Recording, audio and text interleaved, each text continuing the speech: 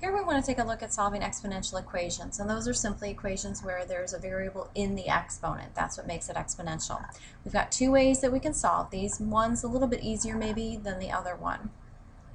The easier way, I think, is if I want to rewrite so that both sides have the same base raised to a power.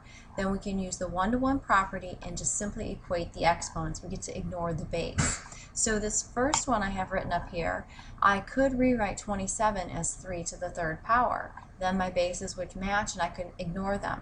On the second example though, 4 to the first is 4, 4 squared is 16, so I can't rewrite this one. We're going to have to use the other method. What's the other method? Well, we want to isolate the thing that's being raised to power. I call that the exponential. Then I'm going to take the natural log of both sides. You could do the common log also. I just tend to take the natural log. And then we're going to apply the power rule, and that's going to get the variable out of the exponent, and then we're going to be able to solve. So let's take a look at working through those. Here we go with that first one. As we said, we could rewrite the 27 as 3 to the third. Okay, so the point is here that these bases are matching, and as soon as they're both the exact same, we get to ignore them. And all we're going to do is take these two exponents and we're going to set them equal to each other, get 4x plus 1 equals 3, solve that linear equation for x equals a half. This second example though, we said we can't rewrite 7 as a power of 4, so instead we make sure that the thing that's being raised to the exponents by itself, and it is, we take the natural log on both sides right here, and then applying the power rule means that this exponent of 2x goes out front, and it becomes 2x ln of 4 equals ln of 7. Now I'm solving for x, so I need to divide both sides through by 2 and the ln of 4, 2 times the ln of 4.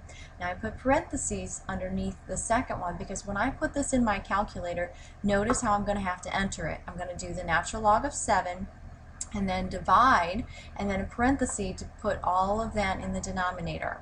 So what it looks like here on this one, okay, get back to the screen, natural log of 7, right, using the buttons here in the left-hand column, divided by, and to show you want an entire something, you always put it in parentheses, so 2, and then natural log of the 4, close up the log and close up the, I just realized I have that, let's try that again, natural log of 7, and then divide by, and then my 2 and the natural log of 4, and then enter, and there we have our answer.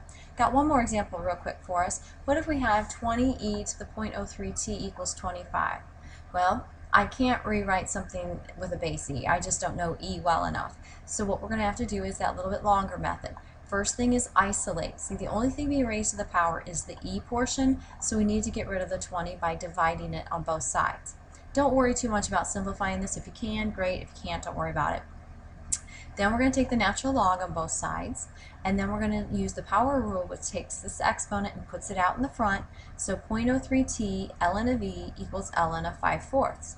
But the ln of e is really just 1 because it's the power I would raise e to get e. So that's why I can kind of ignore this and then just simply divide through by 0.03, and we get our final answer here of approximately 7.438.